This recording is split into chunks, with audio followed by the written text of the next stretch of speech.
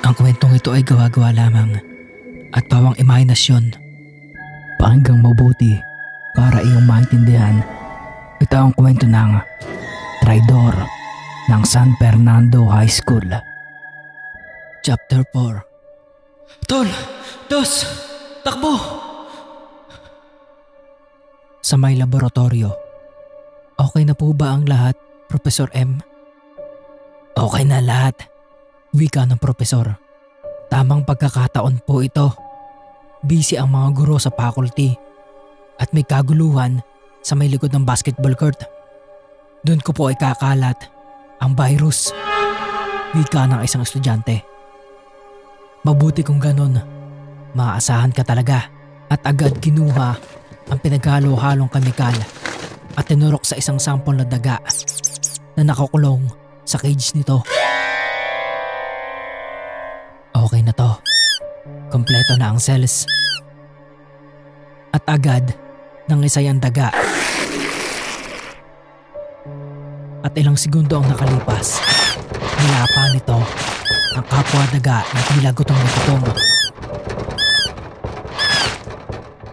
At dahil sa daming experiment na nangyari at sa dami ng mga daga at palaka na ginamit na sample ng propesor, na kompleto nito ang cells na sisira sa isip ng matuturukan ng virus na to.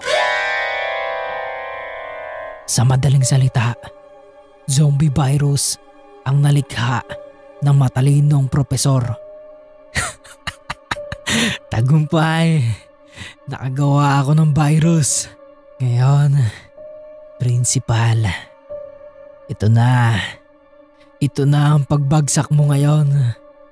Wika ng propesor na tila galit na galit sa nagawa ng principal. Totoo po ba itong nakikita ko, Profesor? Nakakatakot naman po yan. Wika ni Risk sa nakikita. Ngayon maghanda ka, Risk. Ikalat mo ngayon ang nalikha kong ito. Opo, Profesor. Ngayon makakabawi na tayo sa principal na iyon at sa paaralan na ito.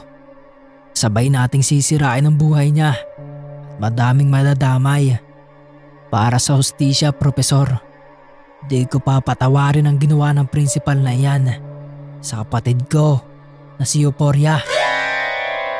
Pinagsamantalahan niya at pinalabas niya na nababaliw lang ang kapatid ko. Wala siyang awa. Hayop siya. Ngayon, masisira ang lahat ng pinaghirapan niya sa paaralang ito. At umalis na nga si Risk.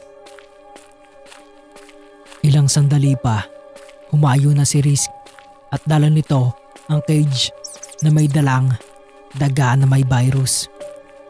At lihim na pinakawalan ni Risk sa hindi kalayuan sa may kaguluhan ng mga estudyante ang dalawang daga. At agad nagwala ang daga at minaamoy itong tao at agad kinagat ang isa sa mga estudyante ng dalawang daga at napigtas pa ang laman nito sa binti. Tulong! May kumaagat sa akin! Sa binti ko! Tulungan Mga niyo daga! ako! Bota, daga yan! Ano yan? Tulungan niyo ako! At agad nawalan ng malay ang estudyante.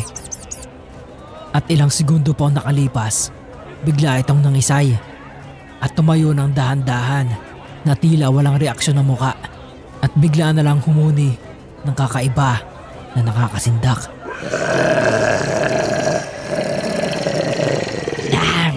Opo, gatin! Pigilan niyo! Umalis na tayo dito! Umalis na tayo Ano dito! yan, shit? Tara! Takbo!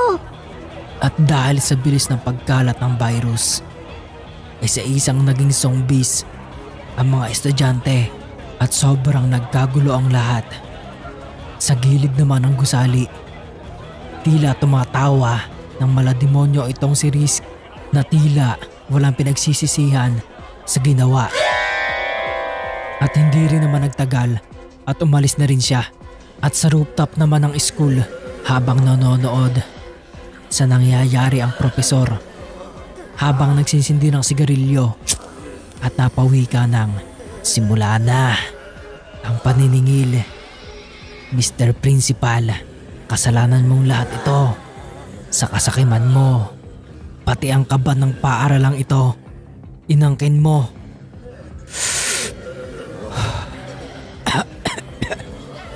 Sabay hit-hit ng sigarilyo at naubo at sabay dura ng laway na may kasamang dugo. Tama ako. Inaasahan ko na to. Magiging isa rin ako sa kanila. Ali! Tol! Tulong!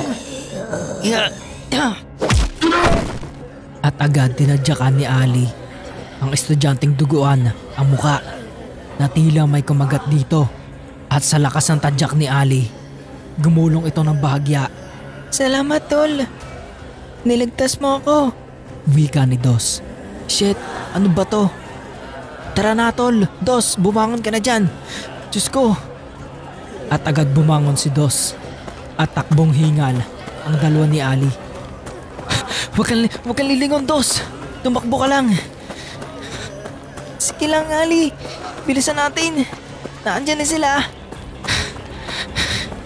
Ali, ano ba nangyayari? Mama, Papa. Iyak na wika ni Dos. Huwag ka nang umiyak, Dos. Tumakbo ka na lang. Bilisan mo. Shit, ano ba tong nangyayari? Bakit ang agresibo nilang lahat? Wika ni Cringe.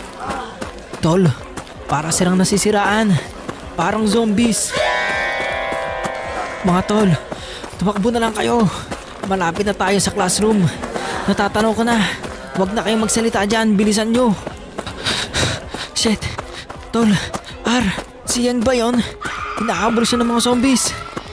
Tol, ano? Si Yang? Yang, naloko na. Yang. Wait lang mga tol. At agad, lumihis ang takbo itong si R nang makitang may humahabol kay Yang. Nang papalapit kay Yang. Yang, sandali lang. Ililigtas kita. Hintayin mo ko. At nang malapit nang maabot ng zombie itong si Yang. Transferi! Ikaw! At agad, nag-ikom ang kamay ni R dahil sa nakita niyang naunahan siya ni Ali.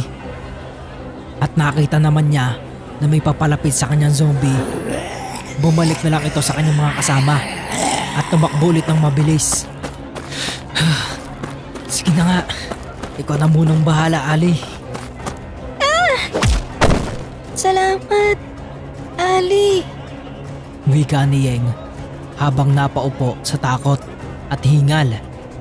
At agad namang inalalayan ng mga kasama na sina Luna, Ira, Mia, Cheng at Kali. Umalis na kayo dito. Pumunta kayo sa classroom. Doon tayo magkita-kita. Bilisan nyo. Doon tayo magtatagpo-tagpo. Utos ni Ali sa mga babae. Salamat, Ali. Salamat po, Kiki. Mag-ingat kayo. At agad gumiripas ang takbo ang mga babae. Ang bobo mo doon, Yang. Takbong pabebe ka kasi. Wika ni Luna na tila naiinis. Huwag ka nang mansisi, Luna. Para kang sira. Wika naman ni Cheng. Huwag nga kayo mag-away-away. Tumakbo na lang kayo. Natatanaw ko na ang classroom natin. Wika ni Ira. Naiihi na ako, girls. Bilis. Wika naman ni Mia na na. Kita ko na ang classroom natin. Dito na tayo. Bubuksan ko lang ang pinto. Bilis, girls. Tol, Dos, okay ka lang? Pasensya ka na. Iniwan kita dito sa CR. Nakita ko kasi na may humahabol kina Yang. Tara na. Pupunta tayo sa classroom. Doon tayo magkikita-kita ng mga kaklase natin. Tara, Tol.